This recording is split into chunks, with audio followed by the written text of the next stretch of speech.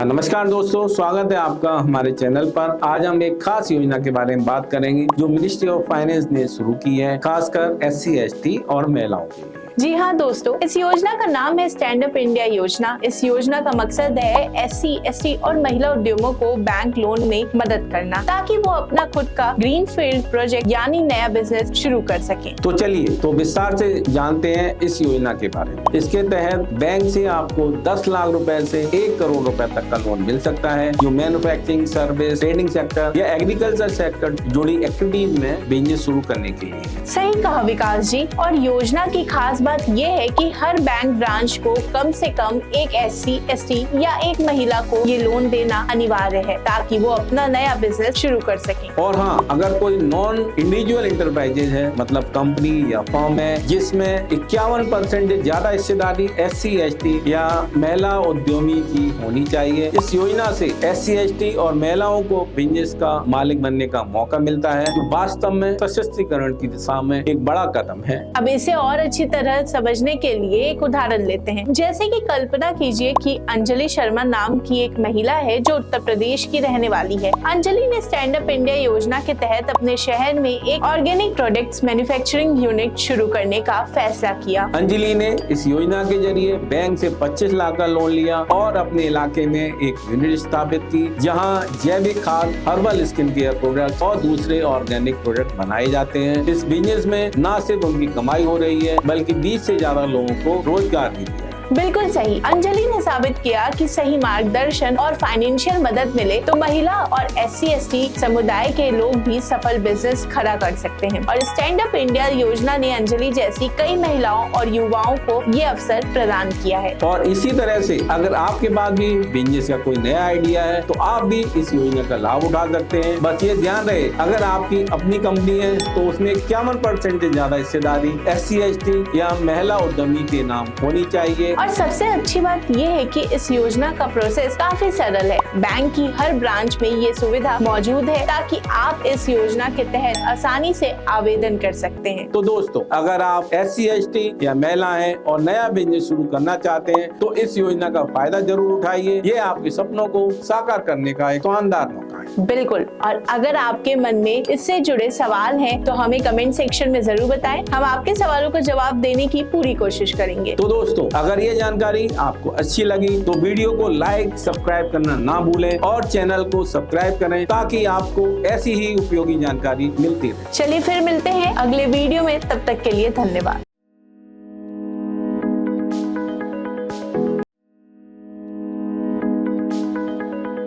नमस्कार दोस्तों, पिछले वीडियो में हमने stand up India loan scheme के बारे में चर्चा की, जिसमें SC, ST और महिला उद्यमियों के लिए लोन की सुविधा और उसके उद्देश्यों पर बात की थी। जी हाँ दोस्तों, अगर आपने वो वीडियो मिस कर दिया तो पहले उसे जरूर देख लें, ताकि योजना की मूल जानकारी आपको अच्छे से समझ में आ जाए। आज हम स्टैंड अप इंडिया योजना के कुछ खास लाभों पर गहराई में बात करेंगे, जिससे आपको ये समझने में आसानी होगी कि योजना नए बिजनेसेस के लिए कितनी फायदेमंद है। तो चलिए सबसे पहले जानते हैं कि इस योजना के तहत कंपोजिट लोन की सुविधा दी जाती है। इसमें टर्म लोन और वर्किंग कैपिटल दोनों शामिल होते हैं, जो किसी भी नए बिजनेस के लिए जरूरी होते हैं। और यही नहीं दोस्तों, इस योजना के तहत जो लोग लोन लेते हैं उन्हें रुपए डेबिट कार्ड भी मिलता है। इस कार्ड से वो अपने बिजनेस के छोटे छोटे खर्चों को आसानी से मैनेज कर सकते हैं। और फिर वित्तीय मदद ही नहीं, बल्कि इस योजना के तहत सिडबी का एक वेब पोर्टल भी है, जो इन उद्यमी को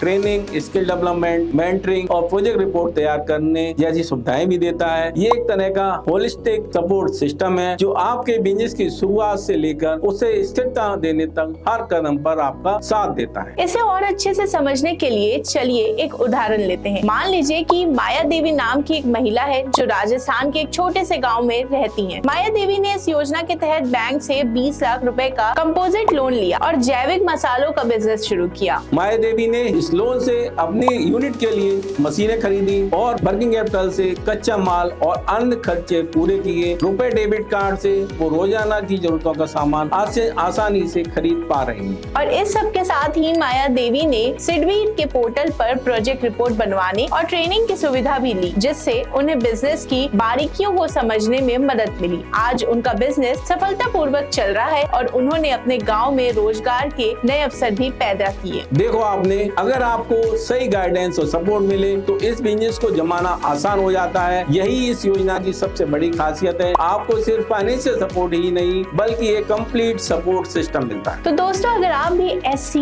ST या महिला उद्यमी हैं और अपना नया बिजनेस शुरू करना चाहते हैं तो स्टैंड अप इंडिया योजना का लाभ जरूर उठाइए। और अगर आप इस योजना या पोर्टल से जुड़ी किसी भी जानकारी के बारे में सवाल पूछना चाहते हैं तो कमेंट बॉक्स में बताएं, हम आप सवालों का जवाब देने की पूरी कोशिश करेंगे। और दोस्तों, और अगर ये जानकारी आपके लिए मददगार साबित हुई हो तो वीडियो को लाइक और शेयर करना ना भूलें और चैनल को सब्सक्राइब करें ताकि आप ऐसे ही उपयोगी वीडियो मिस ना करें। मिलते हैं अगले वीडियो में, तब तक के लिए धन्यवाद।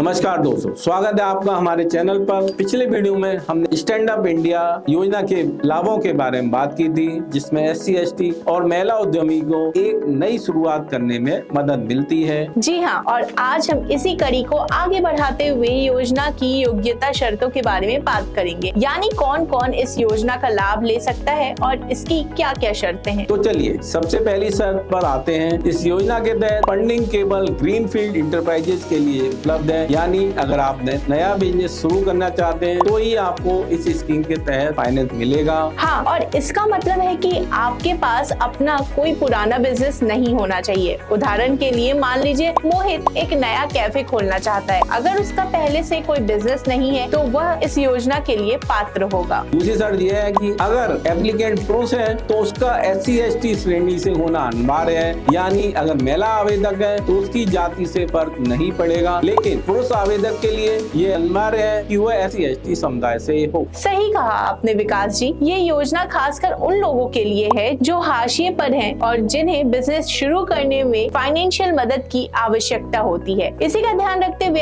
एलिजिबिलिटी में ये शर्तें रखी गई हैं। तीसरी शर्त है कि आवेदक की उम्र कम से कम 18 साल की होनी चाहिए, यानी बिजनेस की जिम्मेदारी और समझ के लिए एक न्यूनतम आयु निर्धारित की गई है ताकि उद्यमिता की भावना को परिपक्वता के साथ आगे बढ़ाया जा सके। और सबसे महत्वपूर्ण शर्त ये है कि आवेदक का किसी भी बैंक या फाइनेंशियल इंस्टीट्यूशन में कोई डिफॉल्ट रिकॉर्ड नहीं होना चाहिए, यानी कि आवेदक का एक साफ सुथरा क्रेडिट हिस्ट्री होना जरूरी है। इसे एक उदाहरण से समझते हैं। मान लीजिए सुमित्रा देवी एक नई ऑर्गेनिक फार्मिंग यूनिट खोलना चाहती हैं। उनकी उम्र 25 साल है और वो किसी बैंक की डिफॉल्टर भी नहीं है, साथ ही उनका पहले से कोई बिजनेस नहीं है और वो SC समुदाय से आती है। ऐसे में सुमित्रा देवी इस योजना के तहत आसानी से लोन लेने के लिए आवेदन कर सकती हैं। देखा आपने, ये योजना का उद्देश्य उन लोगों को सशक्त बनाता है जो वाकई में एक नया बिजनेस शुरू करना चाहते हैं और जो इन शर्तों को पूरा करते हैं। तो दोस्तों, अगर आप या आपके जानने वाले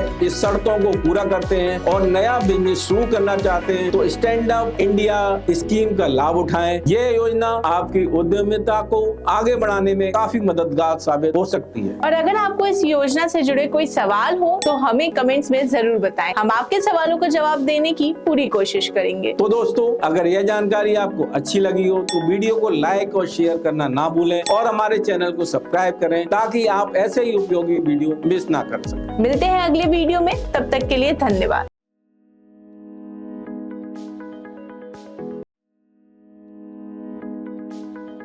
नमस्कार दोस्तों, मैं हूं CA विकास जैन और आज हम आपके लिए लेकर आए हैं एक बेहद महत्वपूर्ण जानकारी stand up India loan scheme के एप्लीकेशन की पूरी प्रोसेस के बारे में। बिल्कुल, और साथ में मैं हूं वैष्णवी। आज हम जानेंगे कैसे इस स्कीम के लिए ऑनलाइन आवेदन किया जाता है, किन किन चीजों का ध्यान रखना पड़ता है और क्या क्या डॉक्यूमेंट्स चाहिए होते हैं। तो सबसे पहले इस लोन के लिए आवेदन करने के लिए कई विकल्प हैं। आप अपने नजदीकी बैंक शाखा में जाकर आवेदन कर सकते हैं। नजदीकी बैंक की जानकारी के लिए आप RBI की वेबसाइट पर जाकर चेक कर सकते हैं। और अगर आप चाहें तो लेड डिस्ट्रिक्ट मैनेजर यानी LDM के माध्यम से भी आवेदन कर सकते हैं। अपने जिले के LDM का पता और ईमेल पता जानने के लिए स्टैंड अप मित्रा वेबसाइट पर जा सकते हैं।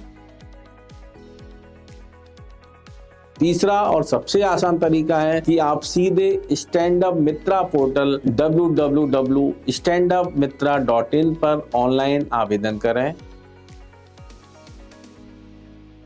अब जानते हैं ऑनलाइन आवेदन की प्रक्रिया। सबसे पहले आपको स्टैंड अप मित्रा पोर्टल पर लॉगिन करना होगा। वहां आपको रजिस्टर बटन पर क्लिक करके रजिस्ट्रेशन शुरू करना होगा। पोर्टल पर पहुंचने के बाद सबसे पहले आपको अपने व्यवसाय का पूरा पता और लोकेशन भरनी होगी। फिर आपको श्रेणी चुननी होगी, जैसे SC, ST या महिला। यहाँ पर ध्यान दें कि आवेदन करने वाले की हिस्सेदारी कम से कम 51% होनी चाहिए। फिर आपको अपने प्रस्तावित व्यवसाय का प्रकार, आवश्यक लोन राशि और व्यवसाय के बारे में जानकारी दर्ज करना होगा। इसके साथ ही जिस जगह पर आप ये व्यवसाय करना चाहते हैं उसकी जानकारी भी भरनी होगी। और अगर आपने पहले से भी किसी व्यवसाय में काम किया है तो उसका विवरण और कार्यकाल भी फॉर्म में भरना होगा। इसके अलावा अगर आपको व्यवसाय शुरू करने के लिए किसी मदद की जरूरत है तो आपको उस आवश्यकता का चयन भी करना होगा। व्यक्तिगत जानकारी जैसे आपका नाम, व्यवसाय का नाम और संगठन का प्रकार भी फॉर्म में डालना जरूरी है। आखिरी में रजिस्टर बटन पर क्लिक करते ही आपका रजिस्ट्रेशन पूरा हो जाएगा। इसके बाद आप स्टैंड अप इंडिया लोन आवेदन की प्रक्रिया शुरू कर सकते हैं और संबंधित बैंक या फाइनेंशियल इंस्टीट्यूशन के अधिकारी आपसे संपर्क करेंगे। दोस्तों, ये था stand up India loan scheme के आवेदन का पूरा प्रोसेस। उम्मीद है ये जानकारी आपके लिए मददगार साबित होगी। और अगर आपको ये वीडियो पसंद आया हो तो इसे लाइक और शेयर करना ना भूलें। और हाँ, हमारे चैनल को सब्सक्राइब कर ले ताकि आगे भी आपको ऐसी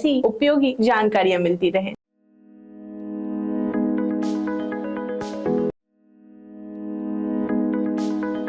नमस्ते दोस्तों, आप सबका स्वागत है हमारे चैनल पे। आज हम बात करने वाले हैं कि स्टैंड अप इंडिया में कौन कौन से डॉक्यूमेंट्स की जरूरत पड़ती है। नमस्ते दोस्तों, धन्यवाद वैष्णवी। तो चलिए बिना देर किए शुरू करते हैं और मैं आपको बताता हूँ कि बिजनेस लोन के लिए कौन कौन से दस्तावेज जरूरी होते हैं। सबसे पहले तो पहचान पत्र की बात करते हैं, जैसे कि voter ID, passport, driving licence, PAN card या मौजूदा बैंक से आपके सिग्नेचर का सत्यापन। सही कह रही हूँ ना? बिल्कुल सही। ये दस्तावेज आपकी पहचान को सत्यापित करने के लिए होते हैं। साथ ही निवास प्रमाण पत्र भी जरूरी है। इसमें हालिया टेलीफोन या बिजली के बिल, प्रॉपर्टी टैक्स रसीद या फिर पासपोर्ट और वोटर ID कार्ड निवास प्रमाण पत्र के रूप में मान्य होते हैं। अगर बिजनेस का पता अलग है तो उसका प्रमाण भी देना होगा। सही कह रही हूँ ना मैं? जी हाँ, बिजनेस एड्रेस का प्रमाण भी जरूरी है। इसके साथ ही आवेदक को ये प्रमाण भी देना होगा कि उनका किसी भी बैंक या वित्तीय संस्था के साथ कोई डिफॉल्ट रिकॉर्ड नहीं है। और अगर बिजनेस पार्टनरशिप में है या कंपनी फर्म में है तो उसके भी कुछ डॉक्यूमेंट्स चाहिए होंगे। बिल्कुल। पार्टनरशिप फर्म के लिए पार्टनरशिप डीड, कंपनी के लिए मेमोरेंडम और आर्टिकल ऑफ एसोसिएशन की जरूरत होती है। और अगर प्रमोटर और गारंटर अलग हैं तो उनका एसेट्स लायबिलिटी का स्टेटमेंट भी देना होगा। साथ में नवीनतम इनकम टैक्स रिटर्न भी देनी होगी। और अगर ऑफिस किराए पर है तो रेंट एग्रीमेंट भी लगेगा। तो ये सारे दस्तावेज भी जरूरी हैं। और अगर आपका बिजनेस SSI या MSME श्रेणी में आता है तो SSI या MSME पंजीकरण प्रमाण पत्र भी संलग्न करना पड़ेगा। प्रोजेक्ट बैलेंस शीट का भी उल्लेख है। इसका मतलब अगर वर्किंग कैपिटल लोन चाहिए तो अगले 2 साल के प्रोजेक्ट बैलेंस शीट देने पड़ेंगे। बिल्कुल सही। और अगर आप टर्म लोन के लिए आवेदन कर रहे हैं तो लोन अवधि के हिसाब से प्रोजेक्टेड बैलेंस शीट भी चाहिए होगी। अगर संपत्ति कोलेट्रल में दी जा रही है तो उसके टाइटल लीड या लीज लीड की फोटोकॉपी भी चाहिए होगी। बिल्कुल सही। ये दस्तावेज बैंक को सुरक्षा प्रदान करते हैं। और अगर आवेदक SC ST श्रेणी से है तो उसका प्रमाण पत्र भी देना होगा। अगर लोन 25 लाख से ज्यादा का है तो कुछ और दस्तावेज भी चाहिए होंगे। हाँ, ऐसे मामलों में बिजनेस का विस्तृत प्रोफाइल होना चाहिए, जैसे प्रमोटर का नाम, बिजनेस का प्रकार और शेयर होल्डिंग पैटर्न। साथ ही पिछले 3 सालों का बैलेंस शीट और ग्रुप कंपनी का बैलेंस शीट भी जरूरी है। अगर टर्म फंडिंग के लिए लोन चाहिए तो प्रोजेक्ट रिपोर्ट भी देनी होगी। बिल्कुल। प्रोजेक्ट रिपोर्ट में मशीन का विवरण, सप्लायर का नाम, कीमत और वित्तीय अनुमान जैसे प्रॉफिट लॉस, बैलेंस शीट भी शामिल होने चाहिए। साथ ही लेबर और स्टाफ का विवरण, मैन्युफैक्चरिंग प्रोसेस और प्रमुख कॉम्पिटिटर का विश्लेषण भी दिया होना चाहिए। वह काफी सारे दस्तावेज चाहिए होंगे, लेकिन ये सारे डॉक्यूमेंट्स लोन आवेदन को मजबूत बनाते हैं। बिल्कुल सही कहा आपने वैष्णवी। अगर ये सारे डॉक्यूमेंट पूरे होते हैं तो लोन स्वीकृत होने की संभावना भी काफी बढ़ जाती है। तो दोस्तों, ये थी हमारी आज की वीडियो। अगर आपको ये जानकारी इन्फॉर्मेटिव लगी होगी तो लाइक और सब्सक्राइब जरूर कीजिए। अगर आपके कोई सवाल हो तो कमेंट सेक्शन में लिखना ना भूलें। धन्यवाद दोस्तों, मिलेंगे अगले जानकारी के साथ। तब तक के लिए अलविदा और अपना ख्याल रखें।